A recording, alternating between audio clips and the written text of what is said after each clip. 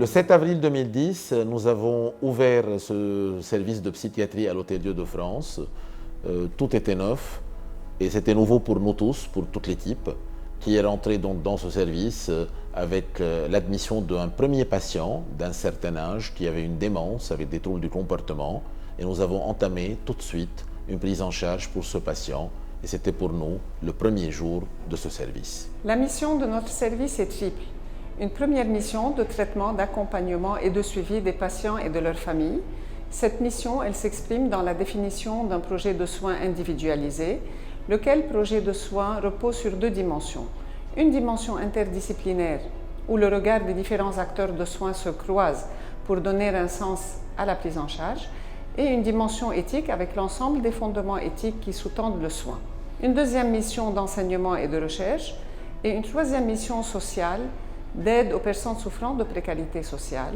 Cette mission, elle vient juguler l'inégalité d'accès aux soins qui est particulièrement criante en psychiatrie, car par exemple, les assurances privées ne couvrent pas les maladies mentales et cette mission s'inscrit essentiellement dans les activités de l'AFMM, Association francophone pour les malades mentaux.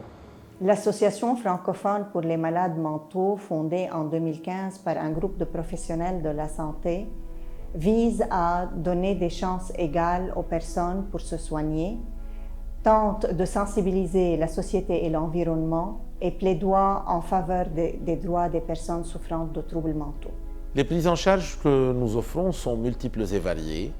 Il y a évidemment la pharmacothérapie qui est essentielle, mais aussi toutes les formes de psychothérapie, l'ergothérapie, la prise en charge diététique, la réhabilitation psychosociale et aussi les stimulations cérébrales, notamment les électrochocs et les stimulations magnétiques à courant continu.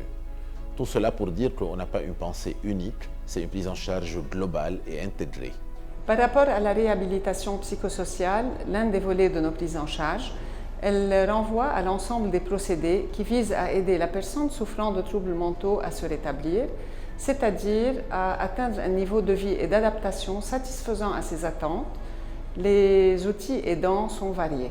Le premier moyen étant notre hôpital de jour qui a été créé en 2013. Il permet aux patients souffrant non hospitalisés de continuer un suivi régulier et a pour but d'aider ces patients à retrouver une vie fonctionnelle.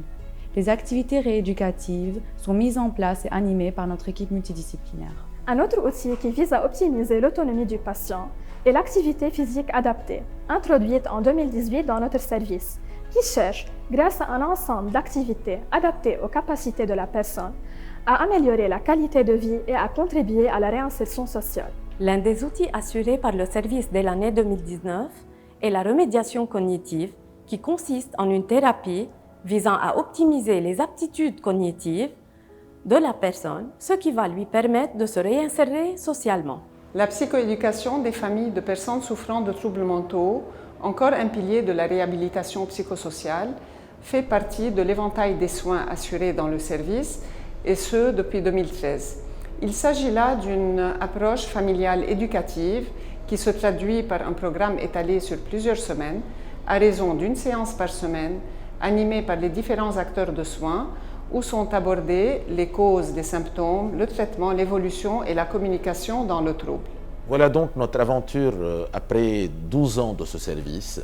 On a essayé, autant que possible, d'aider les hommes en souffrance et leurs familles, avec une prise en charge qui est essentiellement basée sur de l'éthique, sur de l'humain, mais aussi beaucoup d'académiques, beaucoup de recherche, parce qu'il ne faut pas oublier que nous sommes un hôpital d'application de la faculté de médecine et de toutes les facultés de l'Université Saint-Joseph.